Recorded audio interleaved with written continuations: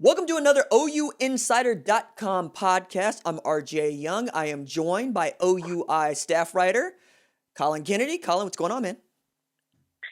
Well, RJ, I'm very excited because I've been meaning to do this for a while. It's been a minute since we last potted, and since that time has passed, one RJ Young's birthday has come and gone, so we have to shout you out. You are officially a year older. How are you feeling, good sir? Hey, man, I turned 33, and they have not nailed me to the cross. Well, look, happy birthday to you, man. I'm hoping it was a good one, and I'm glad we can let the audience know that you are still surviving and thriving. And naturally, we're about to dive into everything Sooner football. Let me just jump in here right quick and tell you like the best birthday present I got, because I'm actually very, very, very excited about this. So my girlfriend had been telling me for 2 weeks, RJ, you need to call me before you come over here. If you just walk in here and you see what I am up to, I am going to stab you. And so even at one point, she told me to wait in the driveway until she could, right? And I was like, I'm out there for like 15 minutes. So on my birthday, I do the radio show from 9 to 11. I get home, and she's got the front porch decked out with happy birthday, and there's like a pink like tablecloth, and then there's like happy birthday stuff hung up with unicorns and ladybugs, and it's awesome. And she goes, go to your bathroom, and I go into my bathroom, and dude, she has remodeled my entire bathroom.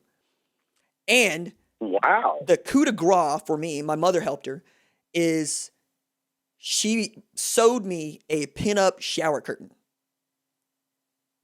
Because, apparently, she remembered me when we first started going out saying, I don't have time to go and shop for a good shower curtain, because she was making fun of the shower curtain I had because I got it from, the Dollar General or whatever.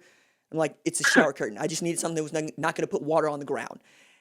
And so she sews me, a custom shower curtain. And it's kick-ass. And by the way, who else's girlfriend makes them a pin-up shower curtain? Of course, that is incredible. Right? Of course, my girlfriend is a pin-up, so that it works. But, people see her and then see me. Because she is voluptuous and 6 feet tall, and I'm not. I'm a chiseled 5'5", and people will go look at it for just a second and be like, I don't get it. And then we start talking and be like, okay, I get it. So the idea that she would make that kind of a shower, and I got flowers and stuff, and I got a new trash can, and I got new bath rugs, and you can totally, you totally know now that a woman came into my house and just said, okay, I live here now. Here. So, no. Oh, yeah. I need to gloat for just a second. So, thank you for that. Yeah, sure. I mean, I'm learning in my younger age as I transition into full adult life that stuff like shower curtains is the stuff you take for granted, man. Next thing you know, you're dropping a bunch of money on the shower rings and a spatula and a whole bunch of nonsense. So getting something like that, that's a big deal. So congrats to you on both accounts. A working shower head, dude. You know what? Spin the coin. Spin the coin on a good shower head. Just saying. Makes all the difference. I heard that. All right, so let's go from that to recruiting, as Oklahoma picked up its 13th commitment and won Damond Harmon. Break it down, and let's go from that to Kendall Daniels as quickly as we can. Yeah, well, there's some good news, bad news here, isn't there? I mean, obviously, I'm sure we'll dive into the Kendall Daniels thing. Let's talk about the good stuff first for Oklahoma. Yes. Obviously, getting a guy like Damond Harmon is a pretty big deal, because I think we can all kind of agree that this is a guy that, if there were more spring eval periods or summer camps, he would probably be much highly rated than he is currently. I mean, graded out at an 87.02, but I mean, even though he's a 3-star, I mean, this guy at 6'1", 178, has great length. He's aggressive in coverage, really strong ball skills. I think this guy fits exactly what Alex Grinch and Roy Manning look for in terms of finding those speed D cornerbacks. And he's only going to continue to grow and get better. That's what I really like about the guy. He already has promising potential, but who knows what he'll end up being if and when he arrives in Norman. So getting a guy like Damond Harmon is beneficial, not only because he's a really good player, but, I mean, this continues to further Oklahoma's presence in the DMV region, which is becoming basically a recruiting hotbed for Oklahoma right now. I mean, they are continuously pushing for guys like Tristan Lee, Jaleel Farouk, Damon David, one Kelvin Gilliam, who I'm sure we'll talk about here in a second. But, I mean, Damond Harmon, Caleb Williams, guys like that. continue to be beneficial for the Sooners as they try and strengthen their hold on that DMV region. So all in all, man, it's a really, really good pickup. And then on the flip side of things, I'm sure we'll both have a lot to say on this one. Kendall Daniels going to Texas A&M. I mean, look, we've talked about how badly Oklahoma probably needed to get that guy. I mean, he can do whatever he wants on the football field defensively and do it at an elite level. The size is promising. The speed is promising. But at the end of the day, I mean, sometimes you just don't really know the recruiting world. And this is now one of the third top safety in the state of Oklahoma that's gone elsewhere for the Sooners in the past few cycles. And, well, it's not necessarily a great sign. I think that Sooner fans can find some solace in getting a guy like Damond Harmon. And there are still a couple of defensive back prospects on the board that at least should be a little bit encouraging for OU fans moving forward. So, starting with Damon Harmon, it feels like since Shane Beamer joined the staff, Oklahoma's had an emphasis on that DMV area and been better about going in there and winning. I mean, losing Antoine Powell last year hurt, because I know that they really wanted him and they were high on him, but you're able to go back in there and get guys like Caleb Williams, who's, we could say that's a win, right? That's an absolute win, especially after you already had a quarterback that was a 5-star committed to the class and left you in the lurch, and you were able to go into that area and win.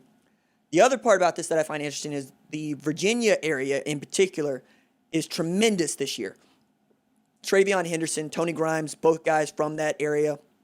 And then you're talking about just having a Damon Harmon just kind of there, right? And then we touched on Tristan Lay and what he's going to be choosing between right now. It feels like LSU's just a little bit farther in front of everybody else, but Ohio State closing fast, and Oklahoma's got some ground they got to make up. But I'm with you. I think Damon Harmon can play 3 different positions for Oklahoma, 4 if you count both the safety positions. I also think it's interesting in that with the Kendall Daniels thing, he could do whatever you want him to do on a football field. He also projected heavily at safety, right? And if you were looking to add a safety to this class and not say a Kendall Daniels, you might be up a creek in as far as the quality that you're going to be able to go get. You probably go get a pretty decent 3-star safety if that's what you want to do. But what Daniels provided was tremendous length at 6'4" already, right? And know-how on a football field. And he's another just instinctual football player. And to your point, Josh Proctor, Dax Hill, now Kendall Daniels.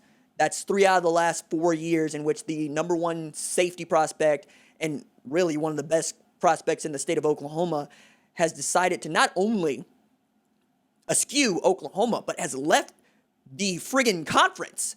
Like, that's the part that gets me. So I talked with Austin Ward, who is beat writer for Ohio State at Letterman Row, and one of the things that he clued me in on that it missed me, Josh Proctor is the first guy that Ohio State had ever gone to go get in the state of Oklahoma in its history.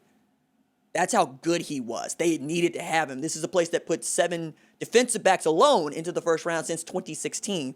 And then your Dax Hill, the most instinctual football player I've ever seen in my life, goes to Michigan. And even in there, if you were going to lose him, you weren't going to be second in the line. You were going to be 5th or 6th because Alabama was there and then they weren't. And then he goes back to Michigan, and that's that. And now I thought, I'm not going to speak for you, I thought if it wasn't going to be Oklahoma, it was going to be Clemson because Brent Venables was selling him on being the next Isaiah Simmons.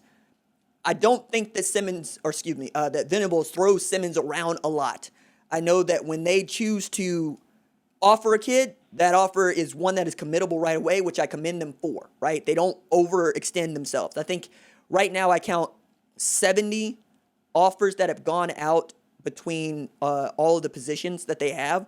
And if you take that offer and you commit to it, it's yours. If you don't, I'm sorry, right? Which I get. They don't make you go to camp to quote-unquote earn your offer in the way that, say, an Alabama does or Texas does or even an Oklahoma does. Like, perhaps the best defensive prospect in Oklahoma's class, and Ethan Downs, still had to go up to Norman, let Calvin Thibodeau put his hands on him, and then, as he told me, sweat his balls off to get that offer, right? It's part of somebody's process. Now, the bad news there is Kendall Daniels was so connected to Oklahoma.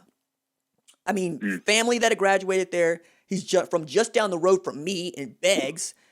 And it feels like whoever would have put in the work, and maybe that's what Texas A&M did with Mike Elko and them, was going to win him. Because we don't live in an age right now where kids feel like they have to be loyal to their in-state school. They just don't. It's closer to home, and everybody wants to be closer to mom, and I get that, right? But if mom says you going to A&M, guess what happens? You going to A&M, right? And I feel like that's one of those things that happen. So does it suck? Absolutely. Is it something you can bounce back from? We'll see. Because, my stance has not changed on this. Oklahoma has to consistently recruit with the top 5 recruiting classes in the country to expect to win a national championship. Until then, you're going to be the best of the second tier of teams, which means that we got to have 4 teams in this playoff, so we're giving you the 4th spot, and then you're going to get your head kicked in. Unless Alex Grinch can overdevelop at almost every position. I just don't see that being likely, and I would not want that for him. I would want him to expect 4 and 5 star kids to be 4 and 5 star kids, not 3-star kids to be 5-star kids. I mean, no shade to Washington State, but this ain't that. This is Oklahoma, right? And you got to be able to put a team on the field that can not just win a Big 12 championship, but can beat LSU, Alabama, and Georgia in a semifinal. So that's where I sit on those two things.